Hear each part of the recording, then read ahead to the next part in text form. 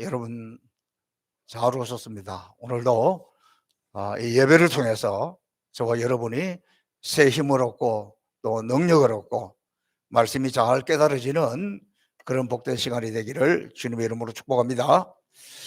우리는 삼손을 통해서 우리 인간의 약함을 봅니다.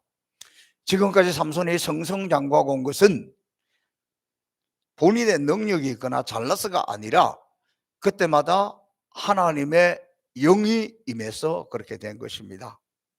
즉 하나님의 능력으로 위기를 돌파했고 하나님의 영이 임할 때에 하나님의 영의 능력으로 승리했습니다.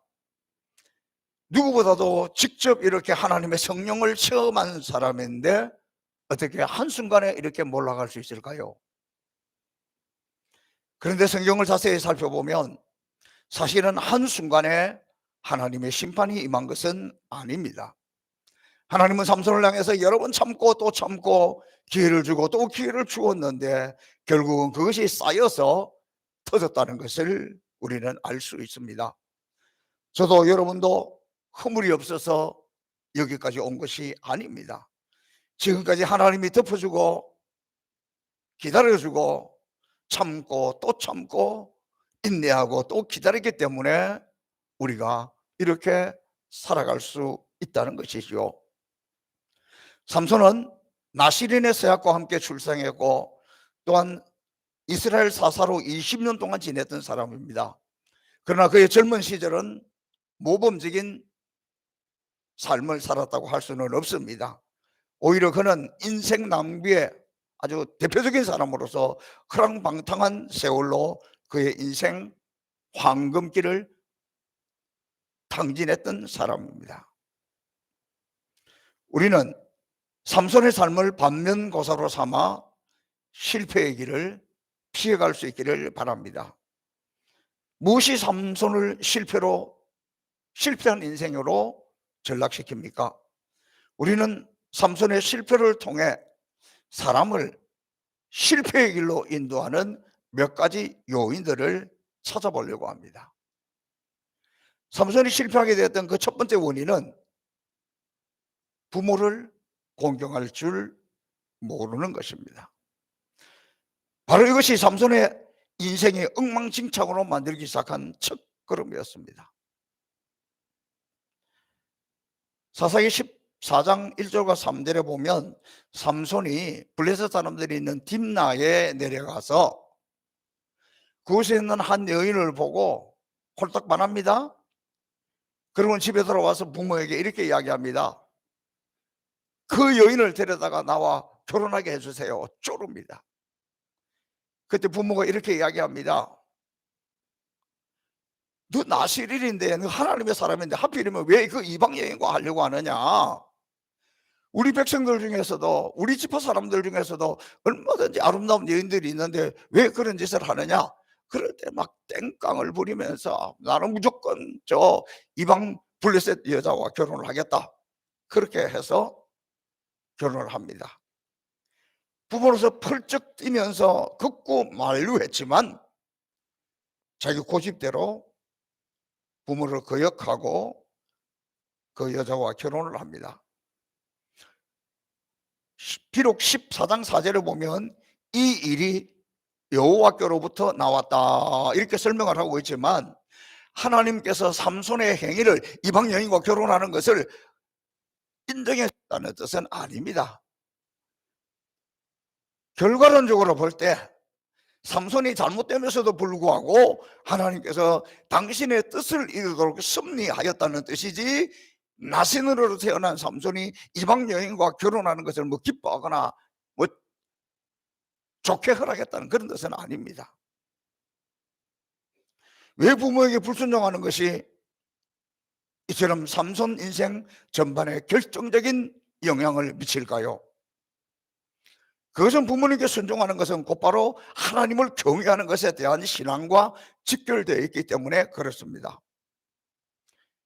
부모의 말씀에 불순종함으로써 삼손은 또한 하나님의 율법도 어기게 되었고 그 이후에 점점 하나님과 멀어지는 그리고 하나님의 말씀을 거역하는 이런 모습을 보여주고 있습니다.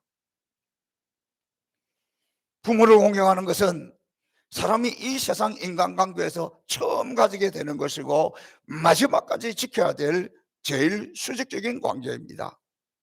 만일 이 눈에 보이는 수직 관계조차 제대로 배우지 못한다면 눈에 보이지 않는 하나님과의 관계를 어떻게 제대로 해나갈 수 있겠느냐, 그런 뜻입니다.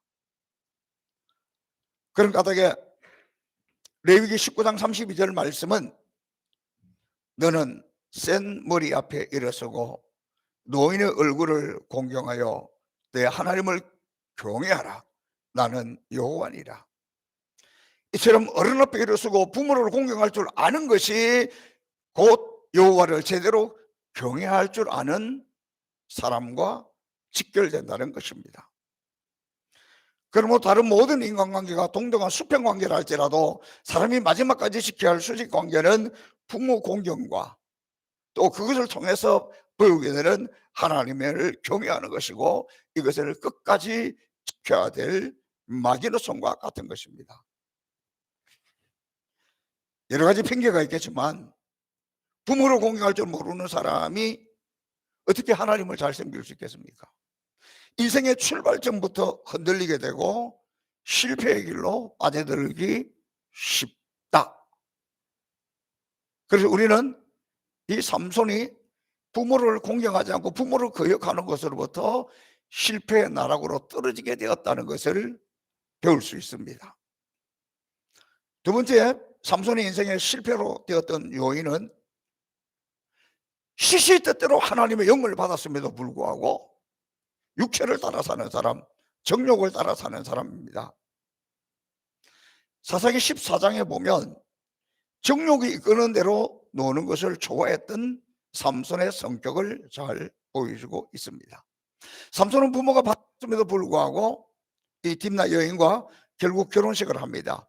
그 결혼식 할 때도 보면 신랑을 위하여 풍습을 따라 30명의 동물을 데려다가 어마어마하게 잔치를 베풀고 즐깁니다. 잔치를 하면서 삼손은 또한 엄청난 액수의 큰 돈을 내기로 판돈까지 걸면서 수수께끼를 내어서 즐기는 그런 모습을 보일 수 있습니다.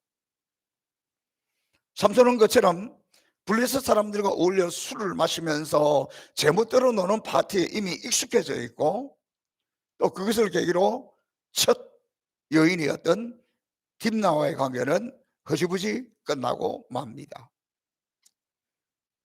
딥나와 관계가 끝난 다음에 삼손은 블레셋의 큰 도시를 다니면서 계속해서 여자들을 사귀입니다. 놀깁니다. 사사기 16장에 보면 삼손이 가사에 가서 거기서 한 기생을 보고 그에게로 들어갔다 기록하고 있습니다. 삼손은 분명히 사사였고 나시린의 성별 서약까지 한 사람입니다. 그런 그가 블레셋 대도시로 가서 그곳에 가서 유언가를 참고 그 유언가에서 기생들과 어울리고 자고 타락하고 방탕한 생활을 했습니다. 이것을 보고 블레셋 군인들이 이렇게 생각합니다. 야, 삼손이 정신을 못 차리고 있구만. 이놈이 술 먹고 귀신하고 엎어져 이 기생들하고 엎어져 있을 때 그렇게 우리가 공격해서 잡아오자 그랬습니다. 실제로 그런 상황이 되었습니다. 그런데도 삼손은 새벽에 되면 일찍이 일어나가지고 그 자기를 잡으려고 하는 어떤 기둥이며 방해물이며 이런 걸 두두두두두 하면 다 물어때려버리고 그걸 짊어지고 또 유유히 사라졌습니다.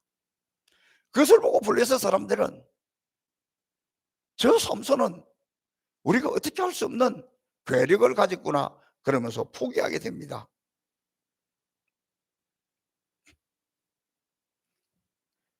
그러다가 계속해서 기생들하고 이방 여자들하고 젊은 시절을 탕진합니다.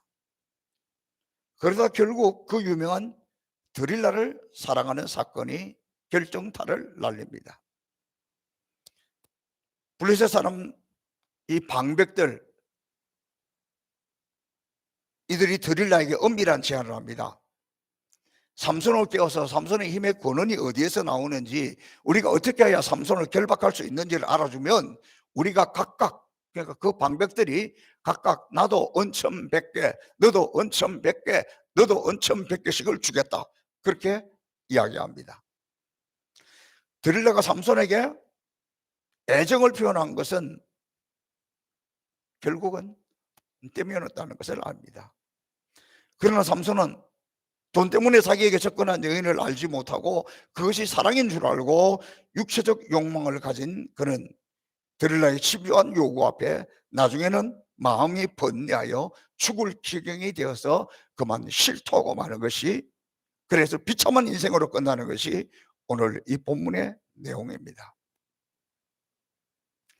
오늘 우리는 나는 뭐 삼손같이 그렇게는 살지 않아, 그런 자부심을 가지고 있습니까?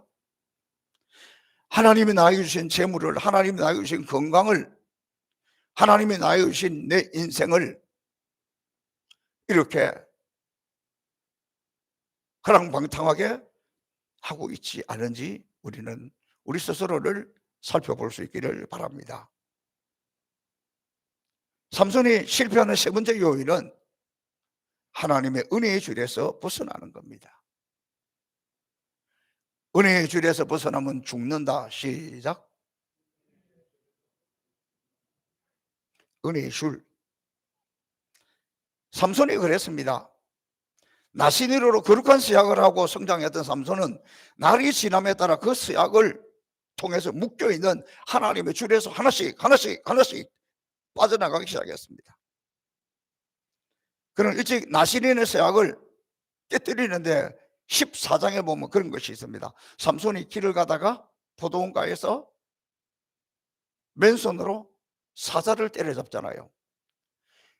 그러고는 딥나에 들어갔다가 나오는 길에 궁금해서 또 그곳에 가서 봤더니 그 사자의 시체에 꿀벌들이 모여가 있고 아주 꿀이 가득 차 있는 것을 보면서 막 퍼먹습니다. 그리고 그 꿀을 가져다가 자기 부모에게 주면서 이것이 어디에서 나왔다 그 이야기는 하지 않아요. 왜냐하면 그가 나시린인데 시체를 가까이 하면 안 되는데, 은혜의 줄 하나를 시체 만지지 말라 그랬지만 그냥 그곳에 쉽게 끊어버리는 겁니다. 민수기 6장 1절에서 21절 말씀에 보면 나시린의 서약은 크게 세 가지를 금하고 있어요. 첫 번째, 술을 마시지 말라. 항상 영적으로 깨어있으라는 거죠. 두 번째, 머리털을 자르지 말라. 이것은 하나님의 권세 아래 복종하고 살아야 된다. 세 번째, 시체를 가까이 하지 말라. 이것은 나시린으로서 정결한 삶을 사는 것이었습니다. 이런 것을 잘 알고 있는 삼손이지만 이미 이런 사건들을 통해서 첫 번째 서약, 세 번째 서약은 어겼습니다. 그처럼 삼손이 부모를 거역하고 허랑방탕하게 살면서 나시린의 서약을 깨뜨리는 가운데서도 딱 하나 붙들고 있는 게 있었는데 그게 뭐냐 그러면 자신의 머리털을 자르지 않았다는 거예요. 사실상 삼손의 머리 자체가 무슨 큰 힘에 대한 신비로운 근원이 있었던 것은 아니에요. 우리가 이 사사기 14장부터 16장까지 여러 사건을 통해서 반복되는 것 중에 하나가 삼손의 큰 힘은 오직 여호와의 영, 여호와의 신에 임할 때 성령의 감동으로 나타난 것입니다. 삼손은 그처럼 어긋난 길로 빠지는 와중에서 나시린의 언약을 다 깨뜨려 버렸지만 그래도 삭발 금지 서약 이거 하나는 붙들고 있었다는 거예요. 저는 이것을 보면서 우리가 하나님 앞에 온전하고 온전히 지키고 살지 못해도 삼손은 머리 자르지 않고 있는 것 이거 하나만 해도 하나님의 권위에 복종하는 것으로 여기고 하나님은 그를 사랑하고 그에게 힘을 주고 그에게 역사하게 했다는 사실입니다.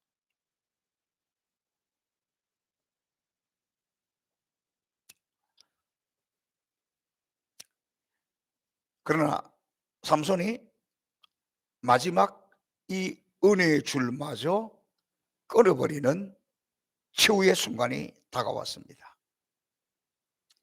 그것이 삼손이 드릴라에게 빠져버렸기 때문입니다. 사사기 16장 6절에 드릴라가 삼손을 향해서 당신의 큰 힘이 무엇으로 말미암아 있으며 어떻게 하면 능히 당신을 결박하여 공곡케 할 수 있는지 내게 말하라. 그렇게 이야기하니까 당신 힘의 근원이 뭐야? 제발 나에게 좀 이야기해. 당신 나를 사랑한다면서 왜 이래? 3번이나 둘러댑니다. 3번이나 거짓말해서 적당히 넘어갔습니다. 이번에는 막 드릴라가 얼마나 들들 볶고 힘을 하는지 아주 막 공고해서 아주 죽을 지경이라 그랬어요. 그때 그는 결국 은혜의 줄을 놓치고 넘어지고 말았습니다. 바로 그 비밀을 실토하는 그 순간 삼손은 그래도 지금까지 지켜왔던 마지막 하나님의 은혜의 줄을 스스로 끊어버린 것이 되었습니다. 그때 삼손에서 힘이 빠졌다 하는 대신에 성경은 여호와께서 이미 삼손을 떠나셨다. 여호와께서 이미 삼손을 떠났다. 이렇게 기록하고 있습니다. 여러분, 우리 각자에게 있어서 하나님께 연결되어 있는 마지막 은혜의 줄이 무엇입니까? 다른 것은 몰라도 나는 주의를 생명같이 지킨다. 최소한 이 상황, 이 하나만 붙들고 있어도 하나님은 우리를 긍휼히 여기시고 우리를 붙잡아 주십니다. 결코 놓치지 말기를 바랍니다. 어떤 분은 주일학교 교사 하나 아무리 바빠도 아무리 힘들어도 이것만은 붙들고 가는 사람이 있습니다. 여러분, 특별히 미국의 대통령들 이야기하면서 대통령이 되었어도 비행기 타고 가서 자기 고향 교회 가서 주일학교 교사는 놓치지 않았다, 이런 이야기 많이 듣잖아요. 또 어떤 분은 무슨 찬양대 하는 것, 할 때도 있고 못할 때도 있지, 그게 아니에요. 무엇이라도 그거 하나 붙들고 있는 까닭에 교회에서 내 나름대로 봉사하고 있는 것, 그 줄 하나라도 있다면 나는 힘들고 또 요즘 은혜도 안 되고 하니까 이것도 저것도 다 놓쳐야 되겠다, 후회하는 날이 옵니다. 그것이 어떤 것이든 그래도 그것이 은혜의 줄인 줄 알고 붙들고 있어야지. 그걸 놓치면 안 된다는 겁니다. 제가 선교하는 일에 앞장서는 것은 바로 이것이 은혜의 줄인 줄 알기 때문입니다. 이것은 우리 행복의 동산 송포교회를, 저를 축복의 길로 이끌어가는 통로이기 때문에 때로는 힘들고 어려워도 감사함으로 이 일을 감당하는 겁니다. 여러분, 선교하는 일이 열심히 가서 최선을 다하고 선교 왔다 와도 나중에 와서 엉뚱한 말 만들어가지고 엉뚱한 이야기하는 거 들어보면 기가 찹니다. 기가 차. 어떻게 저런 말을 만들어 살고 어떻게 저렇게 음해할 수 있을까, 이런 생각이 들어도 안 가고 편하게 살지, 이런 마음이 들어도 그것이 은혜의 줄인 줄 알기 때문에 때로는 그런 비난을 받고 때로는 그런 욕을 먹고 때로는 그런 고통을 당해도 그거 하는 거예요. 저는 지난 주간에 한 주간 내내 이 아프리카 선교에 관한 분들을 계속해서 만나는 거예요. 이제 선교도 어려워지고 특별히 우간다 선교는 더 어려워졌다, 이렇게 생각을 하고 있는데 지난 화요일부터 금요일까지 계속 우간다 선교에 관한 분들을 만나고 통화하고 이렇게 했습니다. 지난 화요일 날은 우리 우간다 선교사로 들어가겠다는 분이 있어서 면접을 하는데, 이분은 우리 교회에서 처음 교육전사를 시작하는 허정도 목사입니다. 어떻게 보면 좀 무모해요. 제가 여러 가지로 말렸어요. 지금 코로나고 이 와중에 또 자녀는 넷이나 돼. 그중에 이제 이번에 하나는 대학을 들어가서 이 자녀 3명을 데리고 이 부부가 5 식구가 들어간다는 거예요. 본인은 한 번도 가보지도 않았어. 그래서 제가 그 목사님, 아무리 선교하는 것이 귀하고 그러지만은 이렇게 무지막지하게 하는 건 아니다. 당신이 먼저 들어가서 현재 상황도 살펴보고 좀 자리도 잡고 다음에 식구들이 들어가야지.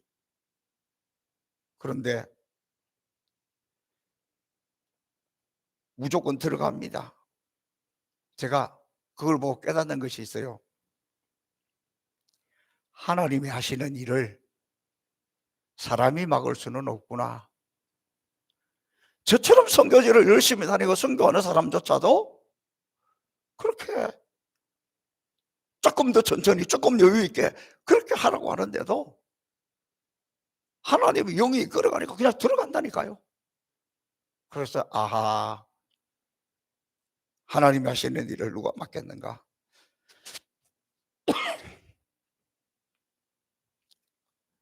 지난 목요일에는 우리 우간다 선교에 가장 앞장서고 시작했던 교회인데, 그 담임 목사 한 사람으로 말미암아 교회가 풍지박산이 나고 그 여파로 선교하고 싶어도 재정이 없어가지고 선교도 포기하고 있었습니다. 너무 안타까워요. 근데 이제 새로운 젊은 담임 목사님이 왔습니다. 그러더니 선교부 장로님이 저를 자기 담임 목사와 같이 만나고 싶다고 함께 와서 식사를 하면서 긴 대화를 했습니다. 저는 그분들과 대화하는 가운데 깜짝깜짝 놀랐습니다.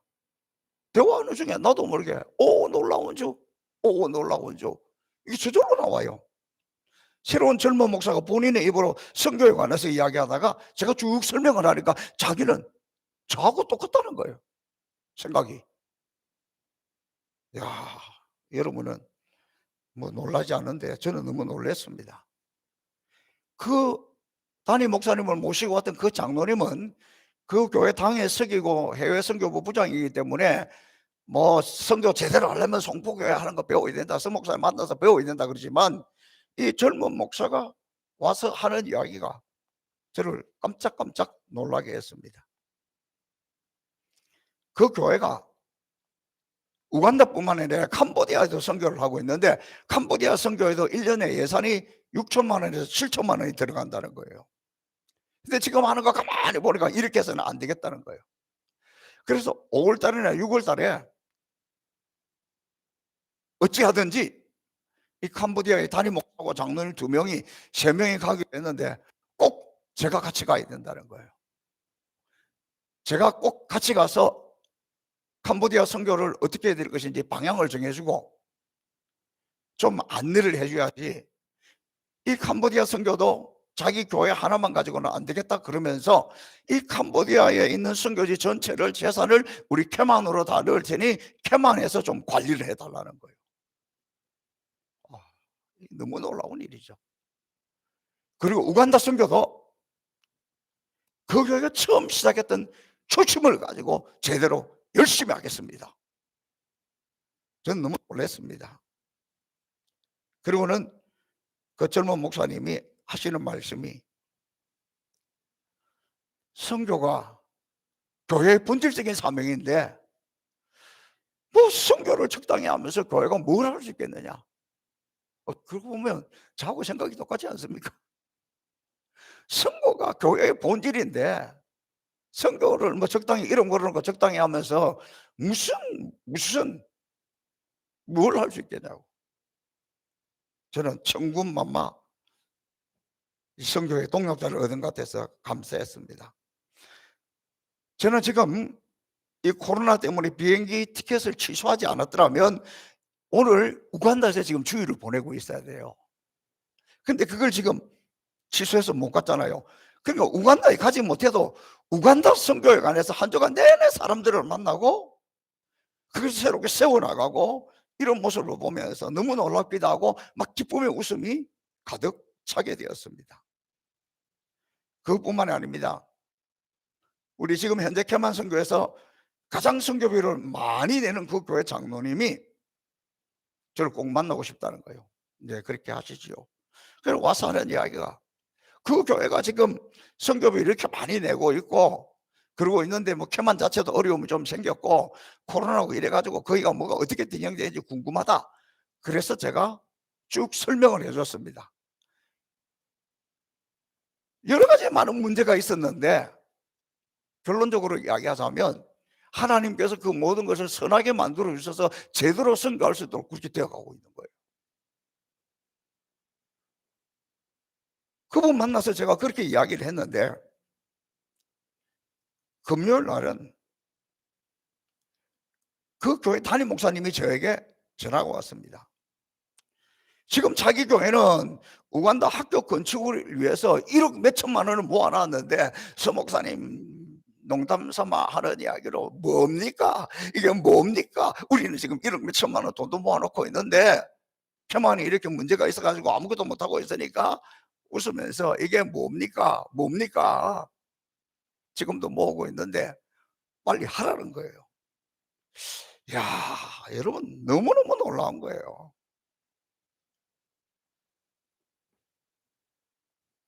금요일 저녁에 제가 식사를 하고 있는데 그 담임 목사하고 장로님하고 저하고 와서 만나고 간 그 교회도, 처음 우리 개만 선교 시작한 그 교회도, 그 교회 선교의 실무를 맡고 있는 그 안수 집사님 한 분이 제게 전화가 또 왔어요.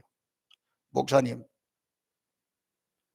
우리 교회가 선교지에 돈은 많이 보내고 있고 이렇게 후원하고 있는데 땅끝까지 선교회가 다음 주일날 모이는데 우리가 뭐 아무것도 모릅니다.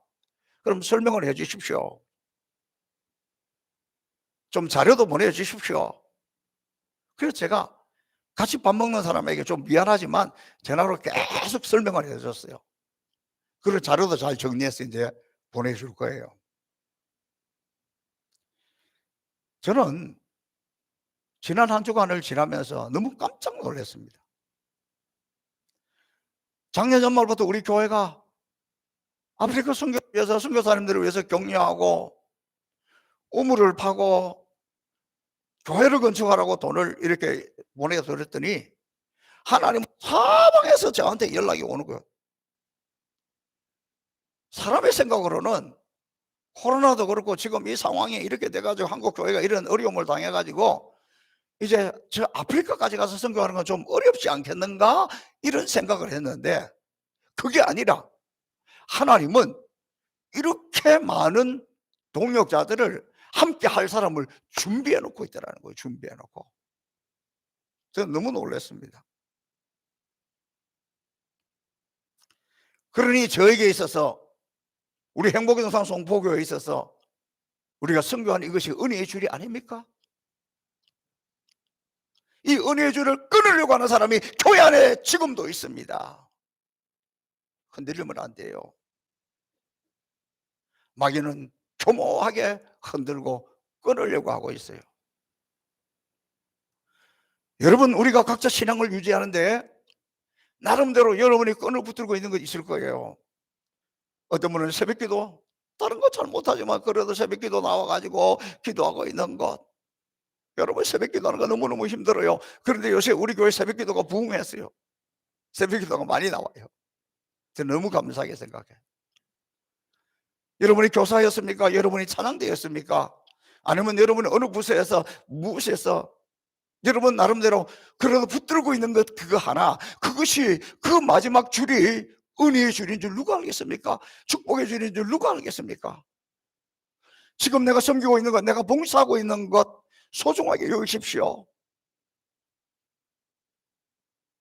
삼손은 그래도 그거 하나 붙들고 있었을 때는 하나님이 긍휼히 여기고 은혜를 베풀어 주었는데 머리 자르는 것,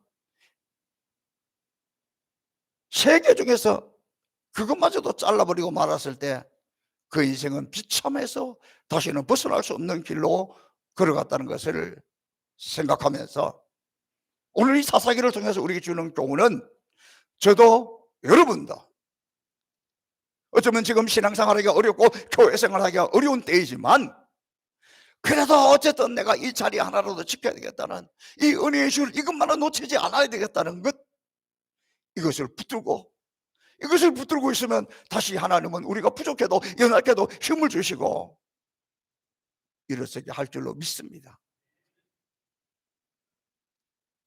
제가 요즘 아주 이런 것들을 얼마나 많이 보는 줄 몰라요. 우리 박종옥 권사님이 요즘 밥을 안 하지만 주방장에 이 끈을 놓지 않고 계속 가니까 하나님 어떤 복을 주시냐 그러면, 요즘 제가 치료하러 가는 그 병원에 우리 권사님이 여기 다른 병원 이런 걸로는 되지 않아서 그 병원을 모시고 갔습니다. 굉장히 비싼 병원입니다. 그런데 제가 그 원장 의사 선생님이 장로님이에요. 그래서 제가, 선생님, 이분은 우리 교회 제가 부임해서 지금까지 주방장을 하고 있습니다. 이분이 깜짝 놀라는 거예요. 그러면서 정말 귀한 분이 오셨네. 그런데 지금은 요양원에 가서 밥을 해주고 있다 그러니까 이분이 살이 빠져가지고 쫄쫄해가지고 얼마나 힘들면 또 이제 그것까지 가서 그렇게 하고 있는가 생각하니까 이분이 불쌍해가지고, 원장이 치료하기 전에 이 우리 권사님 붙들고 막 기도해주고, 병원비는 2천 얼마씩 밖에 안 받는다는 거예요. 굉장히 비싼 병원인데. 그래서 제가 그거 보면서 밥 안 해도, 주방 못 해도 그 주방장에 이름 하나 올려놓고 그 줄을 붙들고 있으니까 하나님이 이렇게 은혜를 주시는구나. 사랑하는 성도 여러분, 내가 지금 붙들고 있는 그 줄, 삼손이 에이 그까짓 게 뭐 이러다가 그 인생 쫑쳤잖아요. 은혜의 줄 결코 놓지 말고 믿음으로 승리하시기를 주님의 이름으로 축복합니다. 살아계신 아버지 하나님 감사합니다. 사사기를 통해서 참으로 귀한 교훈을 배웁니다. 우리도 우리 인생 실패의 일로 걷지 않으려면 마지막 붙들고 있는 이것을 쉽게 놓치지 않도록 이 은혜의 줄을 붙들고 갈 수 있도록 은혜 베풀어 주옵소서. 감사하며 예수님 이름으로 축복하며 기도하옵나이다. 아멘. 우리 다음